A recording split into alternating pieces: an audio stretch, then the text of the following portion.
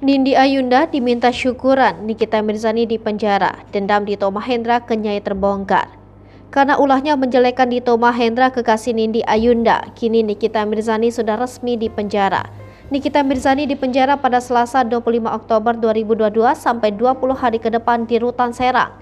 Lantaran kini Nikita Mirzani berhasil dijebloskan ke bui, banyak warganet yang lantas meminta Nindi Ayunda untuk mengadakan acara syukuran. Pasalnya sebelum resmi ditahan, Nikita Mirzani diketahui sempat berontak histeris. Nikita Mirzani bahkan menanyakan dengan tegas kepada pihak berwajib apakah mereka dibayar oleh Dito Mahendra.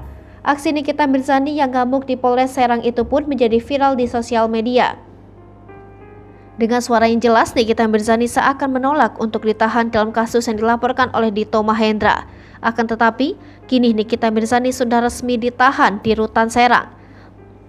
Lantaran itu tak sedikit warganet yang berkomentar di akun Instagram Nindi Ayunda. Mereka meminta Nindi Ayunda untuk mengadakan syukuran atas penangkapan Nikita Mirzani.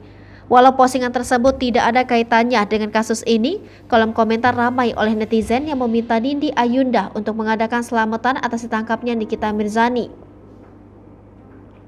Sementara itu, sosok Dito Mahendra pun disorot setelah Nikita Mirzani ditahan. Pacar Nindi Ayunda, Dito Mahendra ini diketahui melaporkan Nikita Mirzani atas kasus pencemaran nama baik. Usut punya usut, ternyata Dito Mahendra, pacar Nindi Ayunda ini punya dendam kesumat dengan Nikita. Diketahui ia geram dengan kelakuan Nikita Mirzani di Instagram, lantaran tidak terima disebut penipu dan pemberi harapan palsu. Hal itu diungkap pengacara Dito Mahendra, Yeva Trisi, beberapa waktu lalu.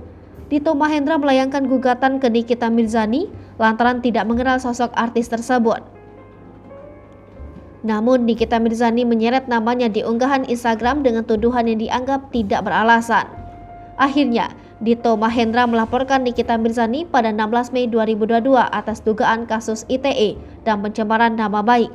Sementara itu, Nikita Mirzani memang pernah menghina Dito Mahendra di akun pribadinya.